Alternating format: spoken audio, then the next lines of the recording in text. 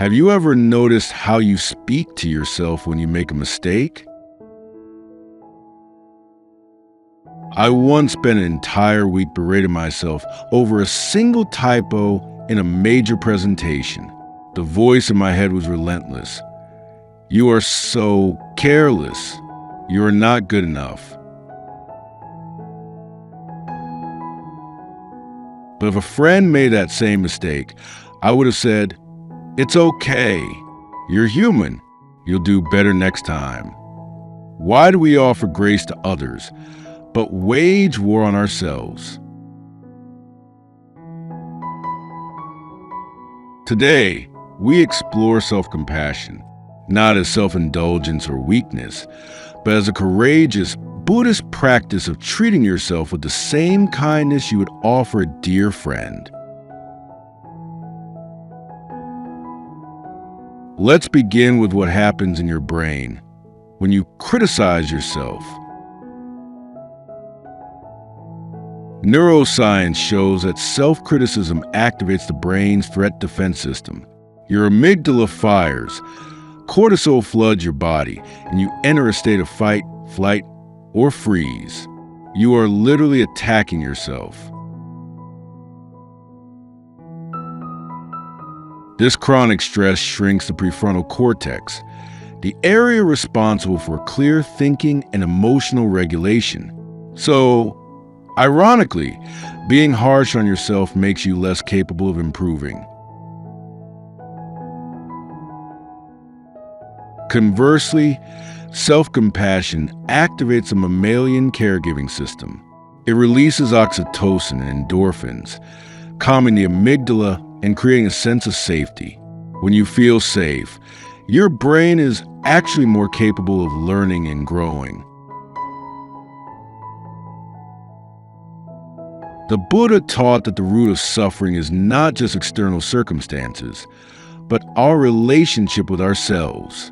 He identified 3 core components of self-compassion, which modern psychology now validates. The first is self-kindness versus self-judgment. Instead of ignoring your pain or berating yourself, you actively soothe and comfort yourself. You become your own ally. The second is common humanity versus isolation. Suffering and imperfection are part of the shared human experience. You are not alone in your struggles. Every single person you meet has felt inadequate at some point.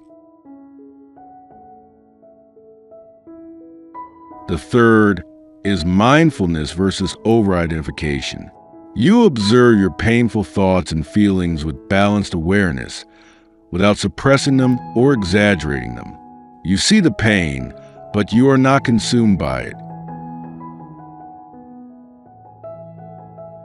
Here is a preview of what is coming.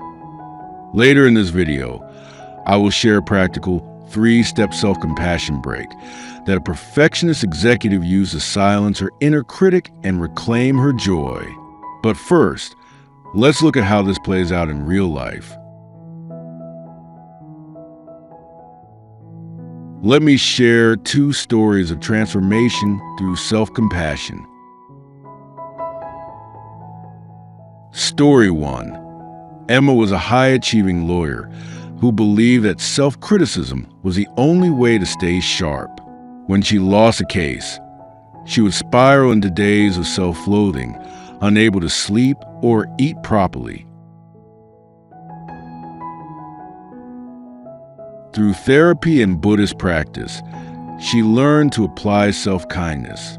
When she made a mistake, instead of saying, "I'm a failure," she started saying, "This is a moment of suffering. Suffering is part of life.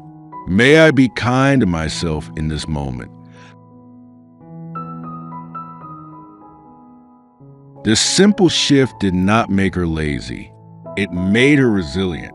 She bounced back faster, learned from her mistakes, and eventually became a mentor to younger lawyers, teaching them the value of self-compassion. Story 2. David was a new father who felt constantly overwhelmed and inadequate. He compared himself to the perfect parents he saw on social media, feeling isolated and ashamed of his frustration. He discovered the concept of common humanity. He realized that his feelings of inadequacy were not a personal failure, but a universal experience of parenthood. He joined a support group and learned to speak to himself with the same gentleness he used with his baby. By acknowledging his shared humanity, the isolation melted away. He realized he didn't have to be perfect. He just had to be present and loving. Now, let's practice this together with a 3-step self-compassion break. Find a comfortable position. You can place a hand gently over your heart, feeling the warmth and the steady rhythm of your heartbeat. Step 1. Mindfulness. Acknowledge the pain. Silently say to yourself, "This is a moment of suffering," or "This is really hard right now." Validate your own pain without judgment. Step 2. Common humanity. Remind yourself that you are not alone. Silently say, "Suffering is a part of life. Other people feel this way too. I am connected to everyone who is struggling." Step 3. Self-kindness. Offer yourself words of comfort, just as you would to a dear friend. Silently say, "May I be kind to myself. May I give myself compassion I need. May I accept myself as I am." Feel the soothing touch of your hand. Feel the shift from tension to a gentle, warm acceptance.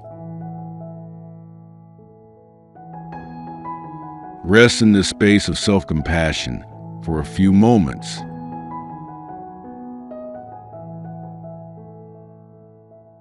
Now gently bring your attention back to the room. Take a deep breath in, and as you exhale, carry this gentle, supportive energy with you. Remember, self-compassion is not a destination you arrive at. It is a practice you return to again and again, especially when you stumble. The Buddha taught that you yourself, as much as anyone in the entire universe, deserve your love and affection. If this teaching offers you a new way to relate to yourself, you might save this video to return to when your inner critic gets loud. Or share it with someone who is being too hard on themselves. Or simply place a hand on your heart right now and take one conscious, compassionate breath. Thank you for spending this time exploring the healing power of self-compassion. May you be kind to yourself. May you recognize your shared humanity. May you find peace in your own presence. Until we meet again, may you be your own best friend, and may you be at peace.